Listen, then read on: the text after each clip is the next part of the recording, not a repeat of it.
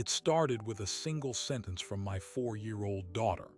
A sentence about a second house, a second mommy, and a life I never knew existed. In that instant, the family I built shattered. Her innocent words unveiled a double life, a secret family, and a betrayal so deep it redefined everything I thought was real. I was the husband who trusted completely, the father who believed in the picture-perfect life we'd built. But that one phrase, spoken in the pure voice of a child, became a key that unlocked a hidden world of calculated deception. This is the story of how a few innocent words can collapse a reality, forcing a man to question every memory, every smile, every promise. And it begins with the most dangerous question of all. What else don't you know? Our life to any outsider was a blueprint of happiness. A beautiful home in a quiet suburb, a marriage that friends called goals, and our daughter Lily with her boundless energy and trust. My wife Sarah was a dedicated mother, a successful real estate agent, always juggling showings and school runs with a smile. I was the steady one, a project manager, building timelines and budgets for a living. I thought I was building a future. The crack appeared on a perfectly ordinary Tuesday. I was buckling Lily into her car seat after preschool. She was chattering about her day, about a painting she made, when she went quiet for a second. Then, looking out the window, she said it so casually. "Daddy, does your other house have a big tree like ours?" I froze, my hand on the seatbelt clasp. I laughed it off, a little too forced. "What other house, sweetie?" She shrugged, her little voice matter of fact. "The one you and Mommy go to sometimes. With the blue door." My blood went cold. A blue door. I'd never seen a house with a blue door. I asked her when Mommy went there. "When I'm at Grandma," she said simply. "You work and Mommy goes to the other house to see her other friends." I drove home in a daze. It had to be a misunderstanding, a child's fantasy, but the specificity haunted me. A blue door. That night over dinner, I casually asked Sarah about her day. She listed showings, a client meeting, the usual, nothing about a blue door. I watched her laugh with Lily, so natural, so present. The disconnect was terrifying. Was my 4-year-old constructing elaborate lies, or was the woman I'd shared a bed with for 8 years? The first secret I ever kept from Sarah was my own suspicion. I started paying attention in a way I never had. I checked our shared calendar. Every other Thursday, when Lily was at her grandmother's, Sarah had a recurring block labeled Client Admin Do Not Disturb. It was always from 1 to 4 p.m., a 3-hour window. I called her office that next Thursday at 2. Her assistant said she was out at a long listing appointment. No specifics. That's when the digital trail began. I'm not proud of it, but desperation rewrites your morals. One evening, as Sarah slept, I accessed our phone bill online. There was a number appearing with cryptic regularity. Short calls late at night. Longer calls during those client admin windows. A number not saved in her phone, but recurring like a heartbeat. I wrote it down on a scrap of paper that felt like it was burning in my pocket. Confrontation felt impossible without proof. What if I was wrong? I'd be the paranoid husband accusing his wife based on a preschooler's story, so I followed. On the next Thursday, I called in sick. I told Sarah I had a migraine and was staying in the dark. I watched from our bedroom window as she pulled out of the driveway at 12:45, dressed not in her usual showing blazer, but in jeans and a sweater. She looked relaxed. I gave her a 10-minute head start, then followed, my heart hammering against my ribs. She drove across town into a neighborhood of modest, older bungalows, and then she turned onto a street called Maple Crest. I hung back, my hands slick on the wheel. She pulled into the driveway of a small, pale yellow house, and there it was, a bright cobalt blue front door. She didn't knock. She took a key from her purse, unlocked it, and stepped inside, like she owned the place, like she came home. I sat there, parked 2 houses down, for 20 minutes, just staring. This wasn't a client's house. You don't have a key. You don't walk in like that. The pieces, the awful, unthinkable puzzle, were beginning to snap together, but I still only had the edges. I needed to see the center of the picture. I drove away before she could see me. I needed a plan. That night I went through old photos on our shared cloud. Holidays, birthdays, lazy Sundays. I was looking for absences, and I found them. Weekends last fall where Sarah said she was at a real estate conference. Pictures on her phone from that time were geotagged near a lake 2 hours away. Pictures I'd never seen. Pictures of a picnic blanket, 2 wine glasses, and a tiny, blurry hand at the edge of the frame holding a toy. A child's hand. The realization was a physical blow. This wasn't just an affair. The Blue Door house, the mysterious number, the hidden photos, the haunting, innocent statement from my own daughter about mommy's other friends. My mind recoiled from the conclusion, but it was the only one that fit all the facts. What if Sarah wasn't just visiting someone? What if she had built something, another life, parallel to ours? I hired someone, a discreet private investigator named Mark. I gave him the address, the phone number, the photos. I told him I needed to know who lived there, who she was meeting. I needed the truth, even if it destroyed me. He called me 3 days later. His voice was calm, professional, and it delivered the sentence that split my life into a before and an after. "The house is owned by a Sarah Miller," he said. I interrupted. "That's my wife." He paused. "It's under her maiden name. Utilities, everything. And she's not the only resident. There's a man listed on the lease. And according to neighbor interviews, they have a young son. He's about 3 years old." The world didn't go silent. It roared. A son, 3 years old. The math was a cruel calculator in my mind. The timeline of lies stretched back years. My own daughter had a half-brother she didn't know about. My wife had a second family. The perfect life was a facade, and I was the fool paying the mortgage on the set. But in that moment of utter devastation, a cold, clear thought cut through. Lily. My daughter had been the only honest one in this whole twisted story. And now, I had to protect her from the fallout of a war she didn't start. The investigation was over. The discovery was made. And as I hung up the phone, I knew the next move wasn't about uncovering secrets anymore. It was about survival.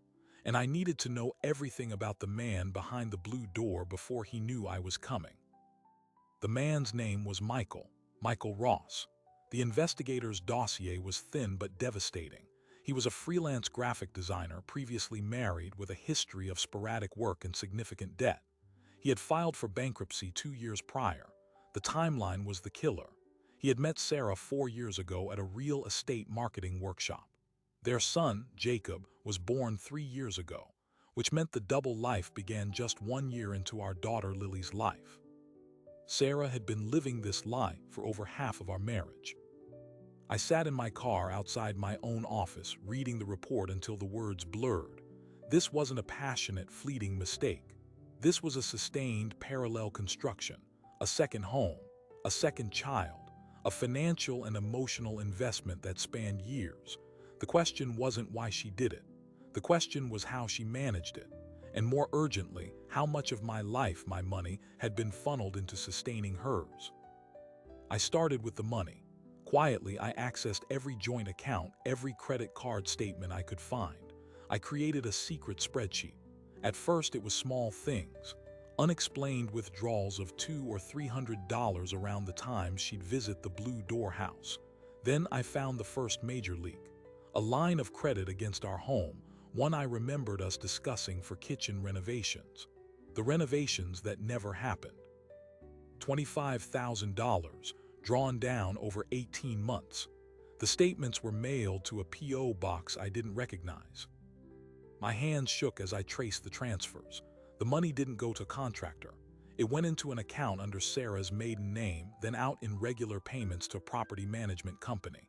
The company that owned the bungalow on Maple Crest. She wasn't just renting. She was paying the mortgage on her secret life with money borrowed against our home, our daughter's home. The betrayal deepened from the heart to the wallet. She wasn't just cheating. She was bankrolling her escape with my signature. Confrontation was a screaming need in my chest, but I forced it down. If I confronted her now, she'd lie. She'd spin a story. She might even try to take Lily. I needed irrefutable court-ready proof. I needed to understand the full architecture of the lie. I went back to the investigator. I asked for more. Surveillance on Michael. A deeper financial dive. I needed to know if he knew about me, about Lily. Was he a co-conspirator or another victim of her stories? The next batch of photos arrived. Michael, leaving the bungalow with a little boy on his shoulders. Jacob, seeing him was a punch to the gut. He had Sarah's smile. They looked like a happy, normal family. In one shot, Sarah was with them, pushing a stroller, a double stroller. The blood drained from my face. A second child. The investigator's note was concise. Neighbor indicates subject is pregnant, approx. 7 months. Pregnant. She was pregnant with another man's child while sharing a bed with me. The scale of the deception was monstrous. I had to see it for myself. One Thursday, I parked far down the street using binoculars. I watched my wife arrive. She was visibly pregnant. She hugged Michael in the doorway, a familiar, comfortable embrace. She scooped up Jacob, laughing. She looked at peace. A kind of relaxed happiness I realized I hadn't seen in her at our home in months. At our house, she was busy, stressed, a working mom. Here, she was someone else entirely, the other mother, the other wife. That's when the true pivot happened, the reframing of everything. This wasn't a woman torn between two loves. This was a woman who had created a separate, full-time life. I wasn't her husband, I was her funding source and her cover story, a respectable front for her family and friends. The life on Maple Crest was her real emotional center. I was living in the set piece. The realization didn't bring sadness anymore. It forged a cold, brittle anger. This was financial and emotional fraud on a breathtaking scale. I began recording everything. I bought a voice-activated recorder. I left it running in the living room when I went to the garage. I needed her voice admitting something, anything. I started carefully worded conversations. "Honey, that line of credit for the kitchen, we should really look at that." Her response was always deflection. "Oh, let's deal with it next month. Things are so busy." I asked about her long Thursdays. "The market is just insane. I'm running myself ragged." Every lie was calmly delivered, her eyes steady on mine. The investigator's financial deep dive yielded the second bomb. It wasn't just the house line of credit. Over the past 4 years, Sarah had funneled nearly $80,000 of our joint funds into the Maple Crest Life. Bonuses from her job that never made it to our savings. Tax returns, she said, were smaller than expected. She had even taken out a credit card in my name, using an old application I'd signed to cover Jacob's preschool tuition. I was paying for her other son's education. The absurdity was venomous. I hired a lawyer, not for divorce, not yet, for strategy. Her name was Linda Choi, sharp, unsentimental, and specialized in complex marital asset cases. I laid it all out, the double life, the secret child, the second pregnancy, the siphoned funds. She listened without a flicker of surprise. "The key," she said, "is to secure your assets and gather evidence of dissipation. She's been using marital funds to support a separate household. That's financial misconduct. The court will not look kindly on it." Linda advised a series of quiet moves. First, I legally separated our finances. I opened new individual accounts and moved my direct deposit. I canceled the fraudulent credit card. I filed a revocation of the power of attorney I'd given Sarah years ago for convenience. Each move was a silent counterattack, a brick in a wall she didn't know was being built around her. I left just enough in the joint accounts to avoid suspicion, a few $1,000s. The illusion of normalcy had to hold. But the most dangerous piece was still Lily, my daughter. I couldn't let her become a pawn. I documented everything with Lily in mind. The photos, the financial records, the investigators' reports. I created a timeline that showed Sarah's deliberate choice to create a second family while neglecting none of her responsibilities to the first. I needed to prove to a judge that her secret life made her an unstable, deceptive custodial risk. The thought was brutal, but necessary. This was war, and Lily was the hill I would die on. The tension in our home became a living thing. I played my part, the distracted but loving husband. I asked about her doctor's appointments for the back pain she claimed. I rubbed her feet. I died a little inside every time. She in turn became sweeter, more attentive, as if sensing a shift in the air. She'd bring me coffee, plan family movie nights. It was the guilt, or more likely, the fear of the golden goose suspecting it was being cooked. The bridge to the next phase came from an unexpected source, Michael himself. The investigator got a hit. Michael was applying for a substantial small business loan. The application listed his address as the Maple Crest House and his assets as joint ownership of primary residence. He had listed Sarah as a co-signer. She had put his name on the deed. She was using the equity from our life to fund his dreams. This was the final, brazen move. She wasn't just maintaining a secret. She was legally entrenching it, and the clock was ticking. The loan approval would cement it. I had a choice, to watch her legally gift half of what I'd paid for to her other family or to strike first. The decision was no decision at all. It was time to move from defense to offense. I called Linda. "We need to accelerate. How do we freeze everything?" She said 2 words. "Legal filing." But first, I needed one more thing. I needed to look the other man in the eye. I needed to know if he was just a beneficiary of her lies or an active architect. My next visit to Maple Crest wouldn't be from a distance. I chose a Saturday morning, a time when she'd be at our home, busy with Lily, believing I was at the hardware store. I drove to Maple Crest, my pulse a dull drum in my ears. I wasn't there to cause a scene. I was there for intelligence. I needed to see his face when he learned the truth. I needed to know what story she had sold him. I knocked on the blue door. The sound echoed in the quiet street. After a moment, it opened. Michael stood there holding a coffee mug, his son Jacob clinging to his leg. He looked tired, ordinary. "Can I help you?" he asked, polite but wary. I introduced myself with the name on the fake business card I'd made. "I'm with the county assessor's office. We're doing a routine check on property records for the neighborhood. You're Michael Ross," he nodded. "And the co-owner is Sarah Miller." His expression softened at her name. "Yeah, that's my partner. Is there a problem?" Partner, the word was a shard of glass.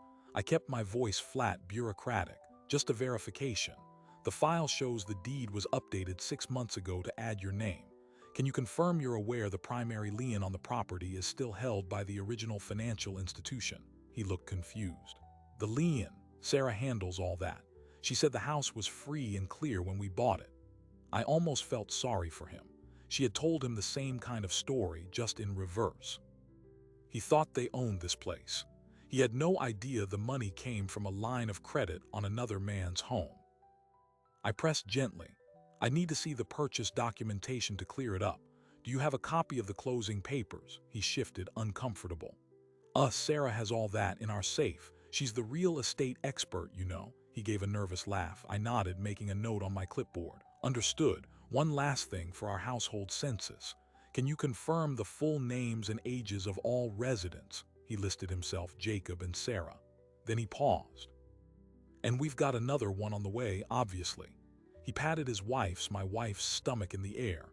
"Due in about 2 months." I thanked him and turned to leave. Then I stopped as if an afterthought. "Oh, and we show a minor, Lily Brooks, occasionally residing here, is that correct?" His face went completely blank. Then it shifted to pure, unadulterated confusion. No, there's no Lily here. You must have the wrong file." In that moment, I had my answer. He didn't know about my daughter. He didn't know about me. Sarah had built him a complete, isolated world. He was living in a snow globe she'd shaken free of any inconvenient truths. I got back in my car and sat there for a long time. He wasn't the villain. He was another Mark, a more permanent one, but a Mark nonetheless. She had created a fairy tale for him, a successful, independent woman sharing a home with him, building a family. He was probably proud of her, of their life. The cruelty of it was exquisite. She was lying to everyone. But the fact that he didn't know changed my calculus. It made him a potential witness, not an adversary. That night, I made a decision that felt both dangerous and necessary. I created a secure, anonymous email account. I drafted a message to Michael. No greetings, just facts. I attached the deed showing the lien from our home equity line of credit. I attached a screenshot of the transfer from our joint account to the property management company, dated 2 years ago. I attached a photo of my family, me, Sarah, and Lily, from last Christmas. The subject line read, "The source of the down payment." I hit send. The wait was agony. 24 hours later, a reply appeared. It was one line. "Meet me tomorrow, the coffee shop on Elm and 5th, 10 a.m. Come alone." I knew it was a risk. He could be violent. He could call Sarah, but I had to turn him. I needed someone on the inside of her other life. He was already there, sitting in a corner booth, two untouched coffees between us. He looked like he hadn't slept. "Start talking," he said, his voice low and strained. I laid it out, stripped of emotion: the 8-year marriage, our 4-year-old daughter Lily, the Thursday routine, the investigators' photos of him and Jacob, the pregnancy, the $80,000. I showed him everything on a tablet. He watched, his face pale, his hands clenched around his coffee mug. When I finished, he was silent for a full minute. "She told me you were her business partner," he finally whispered. "A silent investor in some of her deals. A nice guy, but divorced and living out of state. She said the money for the house was from an inheritance." He believed he was her fresh start, her escape from a difficult professional relationship. He'd never once suspected a husband and child. The weight of the deception crushed him right in front of me. "The loan," he muttered. "The business loan I applied for. She insisted on co-signing. She said it would help her credit." I nodded. "It would have tied you both to the debt legally, while the asset was funded with stolen equity from my home. If I'd foreclosed, you'd both be on the hook." He put his head in his hands. "I have a son, I have another coming. What has she done?" This was my opening. "You can be a victim, or you can be a solution," I said, my voice calm. "I am filing legal papers next week to freeze all assets and petition for divorce on grounds of fraud and dissipation of assets. If you cooperate, if you provide a statement about what you believed and how she presented her finances, the court will see you as another defrauded party. If you side with her, you will be seen as a co-conspirator in stealing from my marriage. You will lose everything, including likely custody of your children when the court sees the instability." It was a brutal offer, but a real one. He agreed. He would provide a sworn affidavit. He would give me access to his emails with Sarah, where she'd spun her web of lies.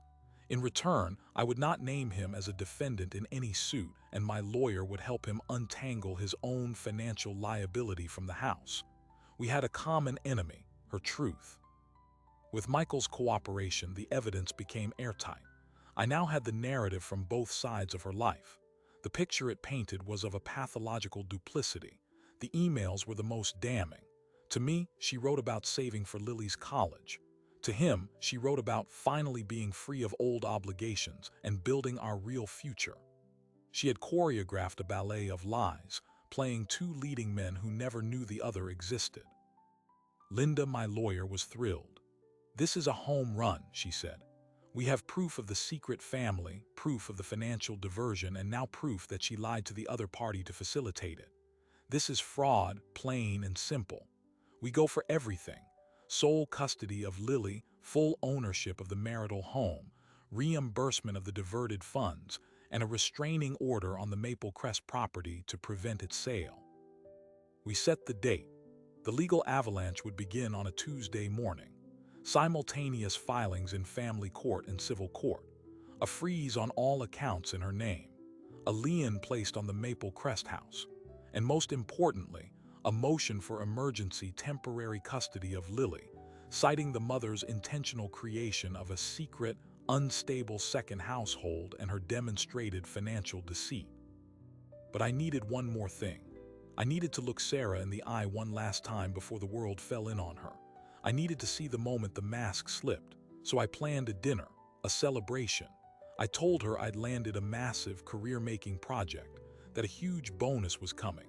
I watched her eyes light up with a calculative gleam she couldn't hide. She was already mentally spending it, probably on the nursery for Michael's child. She kissed me, her performance flawless. "I'm so proud of you," she said, the words like ash in my mouth. The night before the filing, I couldn't sleep. I stood in Lily's doorway watching her sleep, her chest rising and falling. I was doing this for her, to protect her from a life built on lies, to secure a future that was honest even if it was broken.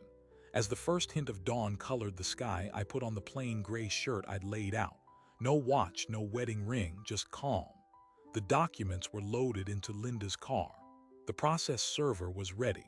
The judge had signed the emergency orders. The trap, built over months of silent pain, was about to spring. And she had no idea the architect of her downfall had been sleeping beside her all along. At 8:45, the doorbell rang, right on schedule. Sarah was in the kitchen packing Lily's lunch for preschool. She called out, "Can you get that, hun?" I didn't move. I stood in the living room watching the door. It rang again. She wiped her hands on a towel, a slight frown on her face, and walked to the foyer. She opened the door. Linda Choi stood there, impeccable in a navy suit. Beside her, a uniformed court officer. Sarah's smile was confused, polite. "Can I help you?" Linda's voice was clear, professional. "Sarah Miller Brooks," Sarah nodded, the frown deepening. "You are hereby served." The court officer handed her a thick stack of documents. Sarah looked down at the papers, then up at me, her eyes wide with dawning horror. "Daniel, what is this?" I walked to the doorway. "It's the truth, Sarah, all of it."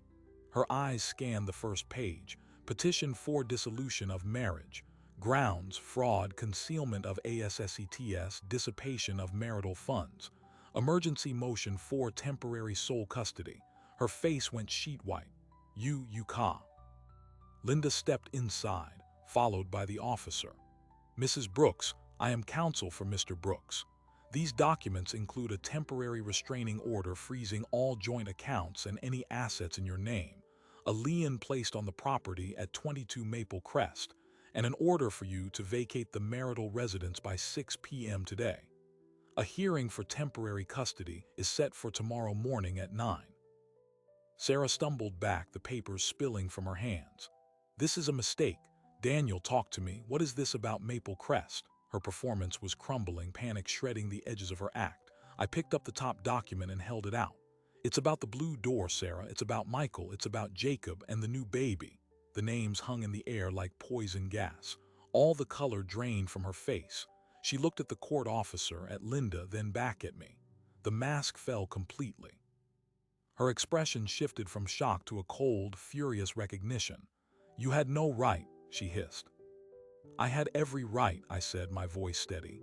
"You stole from our family. You built a second one with the pieces. You lied to everyone, to me, to Lily, to him." I gestured to the dossier on the table. "It's all there, the financial transfers, the photos, the investigator's report, and an affidavit from Michael. He knows everything now." The mention of Michael broke her. Her knees buckled and she caught herself on the wall. "You spoke to him. You ruined." She stopped, realizing what she was about to say. She had been about to say, "You ruined everything. Not you're wrong, but you ruined it." The final admission. The court officer explained the vacate order. She had hours to pack personal belongings only. Furniture, assets, the house, all frozen pending court review. Lily, who had come downstairs, confused and scared, was to remain with me under the temporary order. Sarah tried to reach for her, but I stepped between them. "You can say goodbye, but she stays here."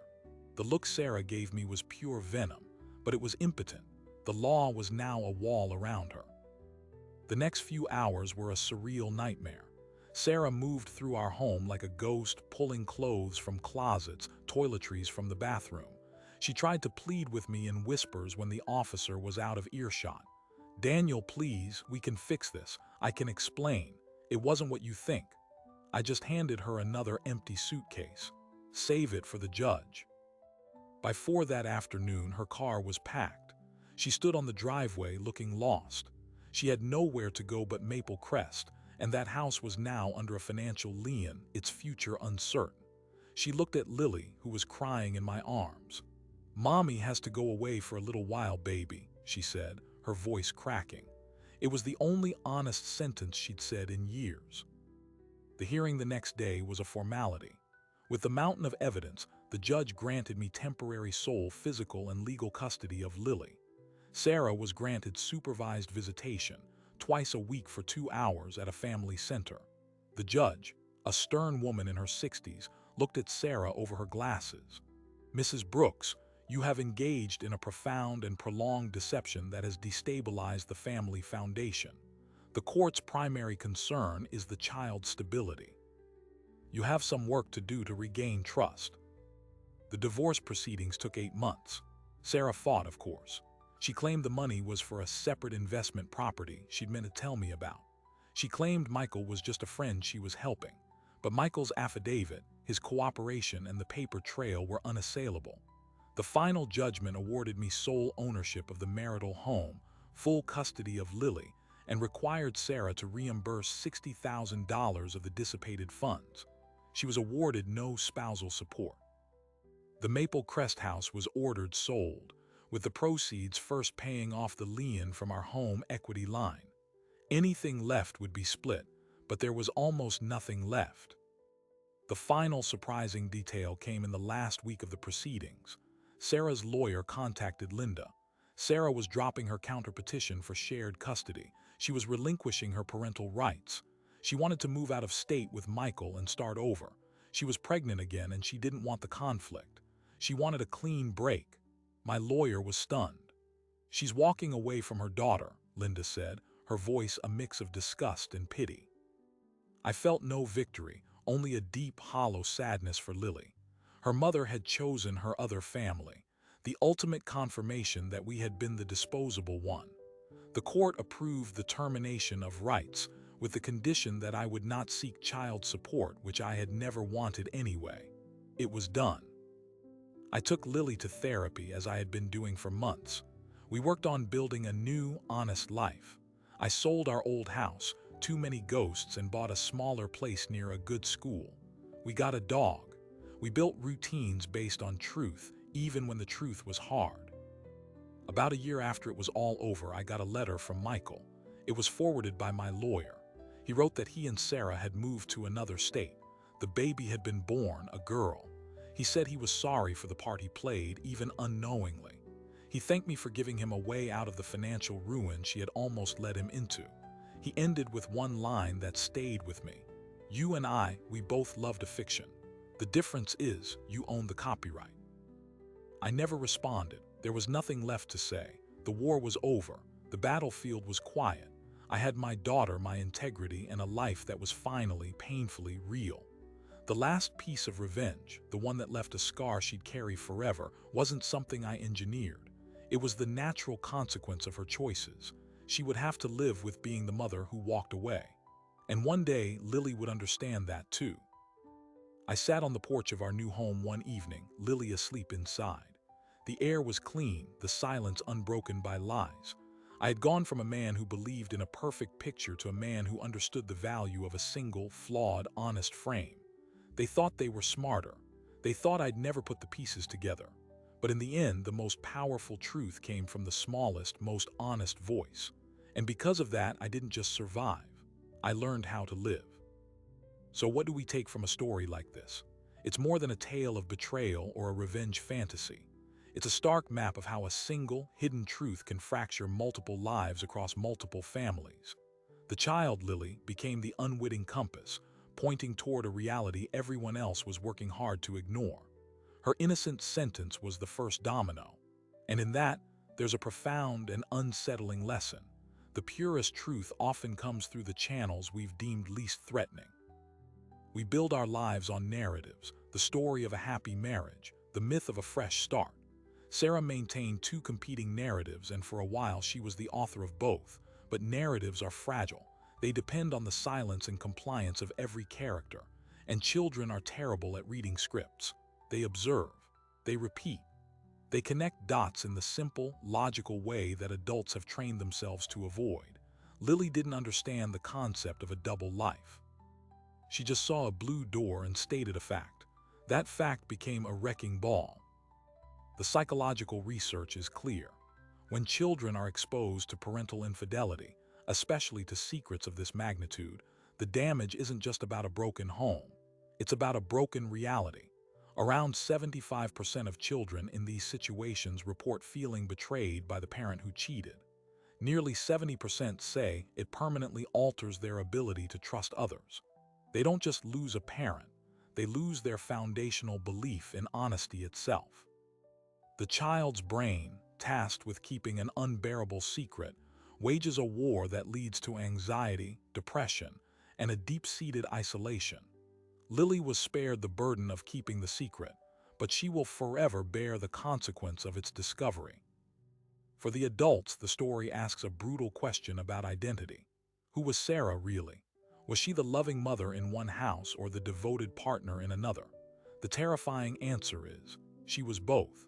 The human capacity for compartmentalization is vast, Modern life, with its separate digital accounts and curated social media feeds, makes it easier than ever to sustain multiple selves. But this case shows the ultimate cost. When the walls between compartments collapse, there's no core self left standing, just the debris of all the lies told to everyone, including oneself. And what of the other family? Michael and his children were victims in their own right, living in a dream funded by a nightmare. Their story is a reminder that deception creates concentric circles of collateral damage. The fallout isn't contained to one household. It ripples out, warping the lives of people who never agreed to be part of the conflict. The other child, Jacob, and his new sister will one day have their own questions, their own version of this story to untangle. In the end, this isn't just a story about catching a cheater. It's about the meticulous, painful reassembly of a world after the fundamental principle of trust has been vaporized. It's about choosing to rebuild on the hard, unsexy foundation of what is real, rather than the beautiful, empty facade of what was presented. The father's victory wasn't in the legal judgment or the reclaimed assets. It was in the quiet evenings on a new porch, in the unforced laughter of a child who no longer has to navigate a minefield of secrets. It was in the reclaiming of a single, powerful word: reality. The lingering question for all of us is this: in our own lives, what are the stories we're accepting at face value? And what might we see if we had the courage or the innocent guidance to look for the blue doors? The most dangerous secrets aren't always the ones hidden in locked briefcases.